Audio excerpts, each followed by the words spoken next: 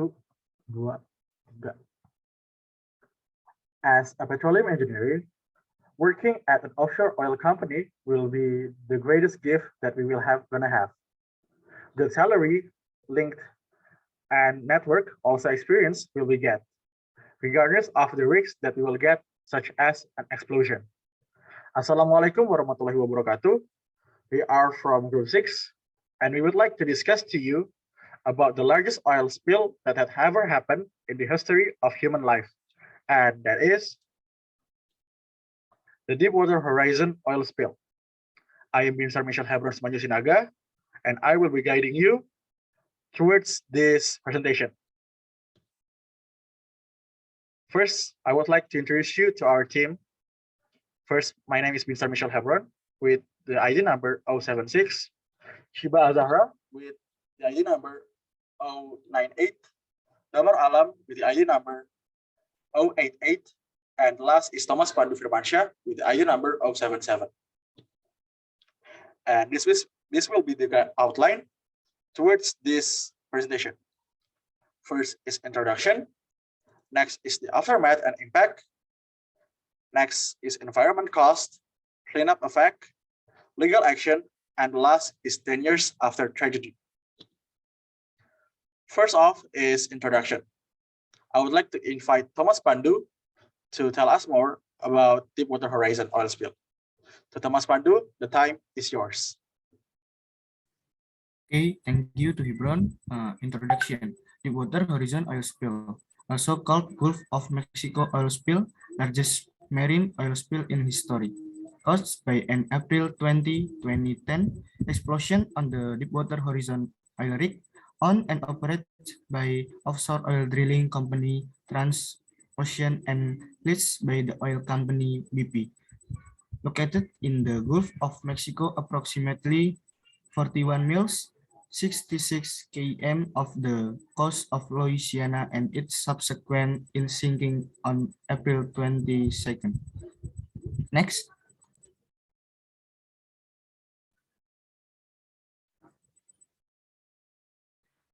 The major factors that caused this tragedy are: the first one, human error and equipment failure at BP Deepwater Horizon Offshore Drilling Unit.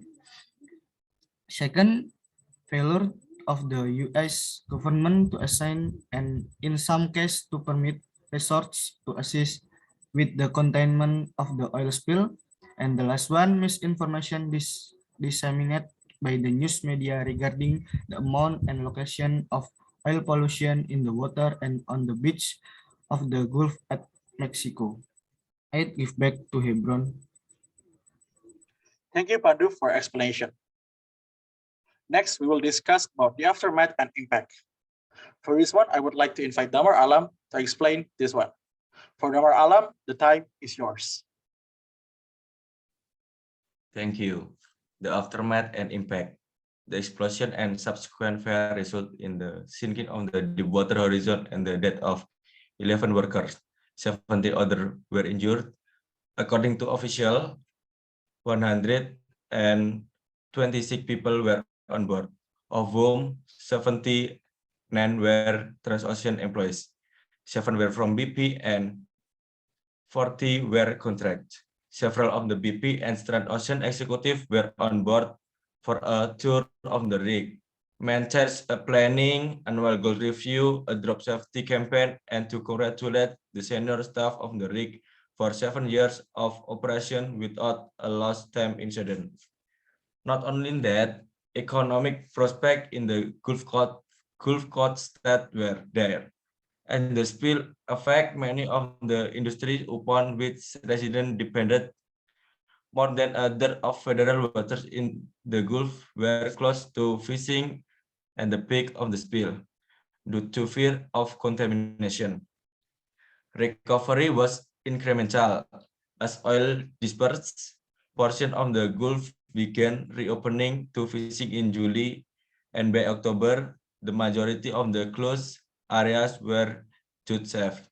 State governments struggled to draw attention to unsoiled or newly scrubbed beaches with advertising campaign, often drawing and funds from BP. and give back to Hebron. Thank you, Damar, for your explanation. Next will be environmental costs that will be presented by Shiba Azzahra. For Shiba Azzahra, the time is yours. Thank you, Hebron. Thousands of birds, mammals, and sea turtles were plastered with leak oil. There was speculation that a spike in citations, trendings, and that was recorded by NOAA beginning in February 2010 was further exacerbated by the spill. Typical causes of such widespread fatalities, including morbillivirus and toxin from the red tides, were ruled out, and there was unusual incidence of Brucella infections in stranded dolphins, leading researchers to suspect that contaminants from the spill had made cetaceans more vulnerable to other environmental dangers. Birds were particularly vulnerable to the oil effects, and many perished from ingesting oil as they tried to clean themselves or because the substance interfered with their ability to regulate their body temperatures. It was up to 800,000 birds were thought to have died. Cam Ridley sea turtle was estimated that up to 65,000 imperial turtles had died during 2010 alone, mostly as a result of oil contamination.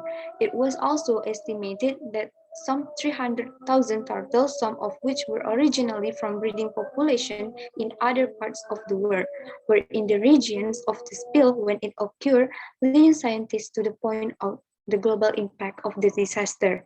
Next. The impacts on smaller species were more difficult to determine. Numerous species of fish and invertebrates spawned in the Gulf, and it was thought likely that some would succumb to the toxic effect of the oil. Laboratory studies suggest that oil and dispersants made coral reproductions more difficult. Coral larvae, which are initially mobile, attach to mature corals at much reduced rates following exposures to the substance.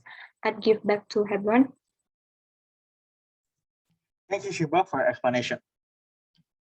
Next, we will discuss about the cleanup effect. For this one, I would like to invite Thomas Pandhu to explain this one. For Thomas Pandhu, the time is yours. Thank you to Hebron. The cleanup effect. The petroleum that had leaked from the well before it was sealed formed a slick extending over more than 500 square miles, 149,000 square km of the Gulf of Mexico. Around 1.8 million gallons of dispersant is used to clean oil from the open water substance that emulsifies the oil, thus allowing for easier metabolism by bacteria, were pumped directly into the leak and applied orally to the slick. As oil began to contaminate Louisiana Beach in May, it was manually removed, more difficult to clean where the state's marshes and estuaries, where the topography was knit together by delicate plant life. In all, an estimate 1,100 miles of shoreline were polluted. The various cleanup efforts were coordinated by the National Response Team, a group of government agencies headed by the U.S. Coast Guard and the Environmental Protection Agency, EPA. I give back to Hebron. Thank you, Pandhu, for your explanation. Next, there will be a legal action that have been done by the American government towards this accident. And this one will be presented by Shiba Azzahra. To Shiba Azzahra, the time is yours. Thank you, Hebron. Legal actions. A formal civil and criminal investigation into the spill was initiated in June 2010 by the U.S. Department of Justice, or DOJ. The DOJ sued BP, Transocean, and Anadarko, a minority owner of the well, in New Orleans civil courts in December 2010 for violating the Clean Water Act and Oil Pollution Act. In November 2012, BP reached an agreement with DOJ to plead guilty to 14 criminal charges, among them 11 counts of felony manslaughter and violence of the Clean Water and Migratory Bird Treaty Acts. The agreement carried penalties and fines amounting to more than $4.5 billion, of which nearly $1.26 billion would go to a discretionary fund overseen by the DOJ. Some 2.4 billion dollars to the National Peace and Wildfire Foundation or NFWF and $350 million to the National Academy of Science or NAS. In July 2013, Halliburton agreed to pay $200,000 penalty after pleading guilty to 3 criminal charges that its employees that had destroyed evidence related to the spill. It settled claims with the plaintiff steering committees for some $1.1 billion in September 2014. In November 2015, Anadarko was judged liable for some $159.5 million in civil penalty for its role in the disaster. I give back to Hebron, please. Thank you, Shiba Azzahra, for your explanation. As per date 2020, there have been 1 decade after the tragedy, and there will be an impact for that. For this one, I would like to invite Damar Alam to explain for us about 10 years after the tragedy. For Damar Alam, the time is yours. Thank you. 10 years after disaster. In 2020, 10 years after the disaster, the former member of the National Commission on the BP Deepwater Horizon Oil Spill and Offshore Drilling noted that the U.S.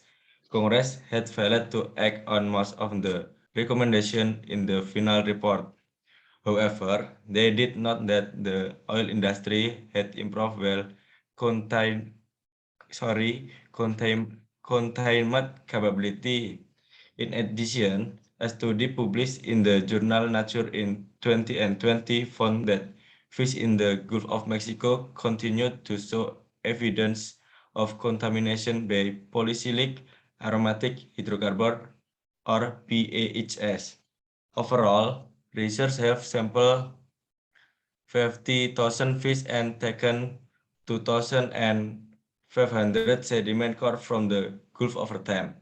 They saw increased level of skin lesion on fish, with decrease over time. But fish population near the site of the explosion have decreased between 15 and 18% since 2010.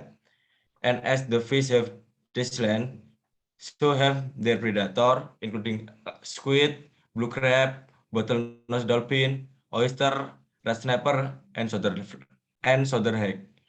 And give back to Hebron. Thank you, Damar, for your explanation. And that is for today. We hope that you will understand about our presentation about the largest oil spill that has ever happened, and that is the Deepwater Horizon Oil Spill. And we will also like to apologize if there were mistakes and inconvenience during this presentation. Finally, I'm Binsar Mychel Hebron signing off. Thank you. Wassalamualaikum warahmatullahi wabarakatuh.